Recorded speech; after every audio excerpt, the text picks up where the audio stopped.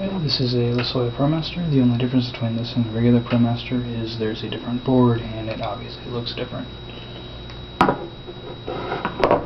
You're going to start disassembling it by removing the 6 screws that go in the frame. I've removed some of them already just to make it faster. So I'm going to have 3. There's 1.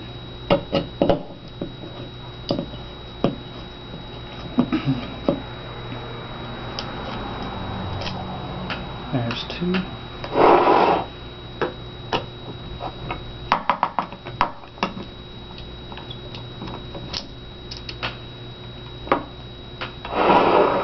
Now the clamshell opens straight apart. Sometimes you have to pry it a little bit.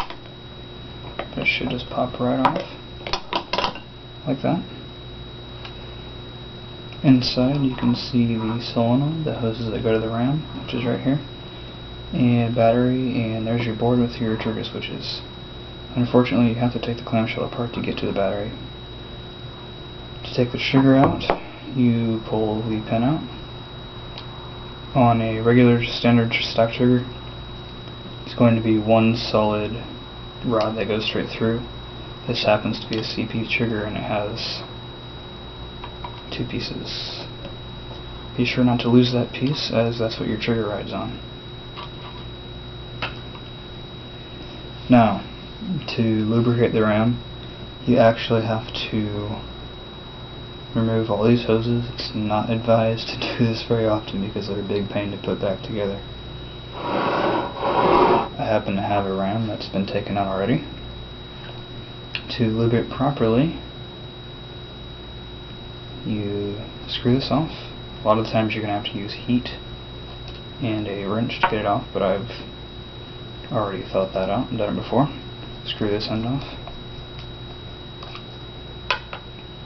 You're going to find a spring guide, piece of metal.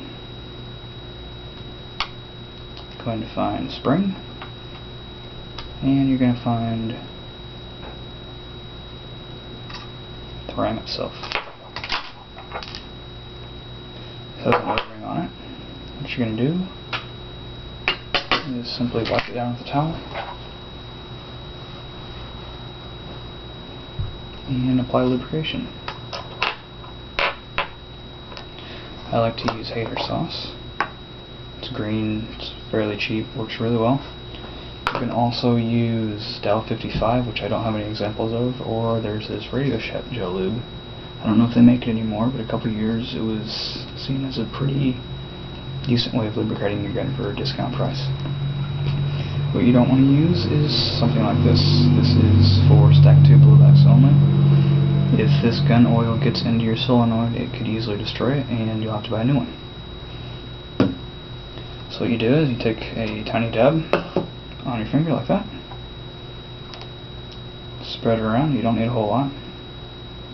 Just spread it around on there, pop this right back in. You kind of have to work at it a little bit. Get it all lined up.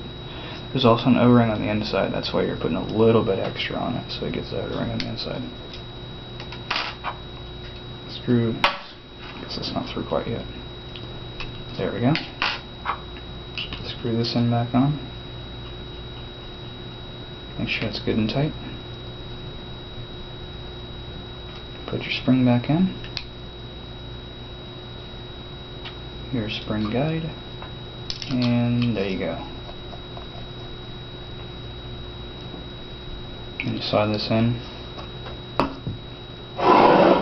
like that on top. Put those screws back in. You're good to go.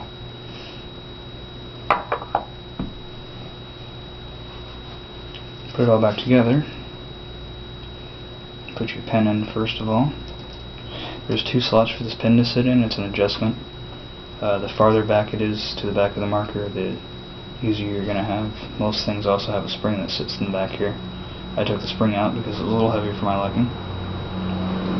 So you're going to put this in. Sometimes you kind of have to use something to push against the switch. Just kind of slide that in like that. I'm going to put my other pin in. And half the clamshell pops right back on. Make sure you have all your holes lined up. There you go.